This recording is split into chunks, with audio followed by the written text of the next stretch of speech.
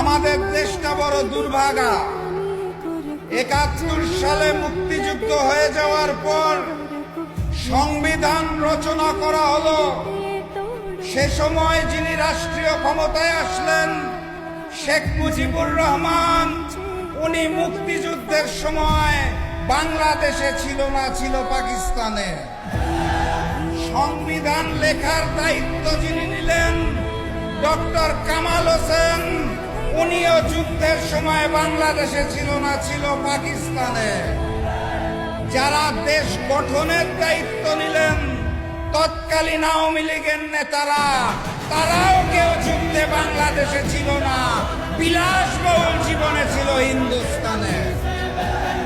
তারপরে ২৪-এর গণ অভ্যুত্থানের পরে যিনি দায়িত্ব নিলেন তিনিও গণ অভ্যুত্থানের সময় বাংলাদেশে ছিলেন না, উনি ছিলেন প্যারিসে। ডাক্তার মোহাম্মদ ইউনূসের কথা বলছি। তারপর সকল রাজনৈতিক দলের সাথে আলোচনা করে যিনি জুলাই সনদ লেখার দায়িত্ব নিলেন ডক্টর আলী রিয়াজ, উনিও গণ অভ্যুত্থানের সময় বাংলাদেশে ছিল না, ছিল আমেরিকাতে। ভাগ্যের কি নির্মম পরিহাস! সেই জুলাই সনদ বাস্তবায়নের জন্য যারা দায়িত্ব গ্রহণ করলো ম্যানেজ ভোটের মাধ্যমে, সেই ম্যানেজ ভোটের প্রধানমন্ত্রী জুলাই গণ অভ্যুত্থানে বাংলাদেশে ছিল না, ছিল লন্ডনে। আরেকজন যিনি প্রক্সি প্রধানমন্ত্রী হয়েছেন, সকল বিষয়ে যার নখদর্পণে, উনিও জুলাই গণ অভ্যুত্থানে বাংলাদেশে ছিল না, ছিল শিলংয়ে।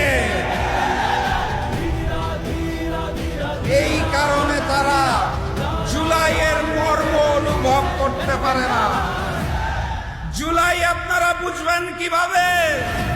জুলাই যদি অনুভব করতে চান তাহলে ওই জুলাই শহীদের মায়ের চোখে চোখ রেখে জিজ্ঞাসা করুন জুলাই কি জিনিস। জুলাই বুঝতে চাইলে জুলাই শহীদ পরিবারের পিতা এবং ভাই বোনকে জিজ্ঞেস করুন জুলাই কি জিনিস। জুলাইকে অনুভব করতে চাইলে সেদিনের জুলাই যোদ্ধাদের থেকে জিজ্ঞেস করুন জুলাই কি জিনিস। জুলাই আপনারা অনুভব করতে পারেন না, কারণ আপনারা জুলাই গণ অভ্যুত্থানের অংশ ছিলেন না। আপনারা লন্ডন শিলংয়ে বসে ভিডিও কলে আন্দোলন দেখেছেন। জুলাই কি জিনিস সেটা জানতে হইলে আমাদেরকে জিজ্ঞাসা করুন, আমরা উত্তর দিয়ে দিব।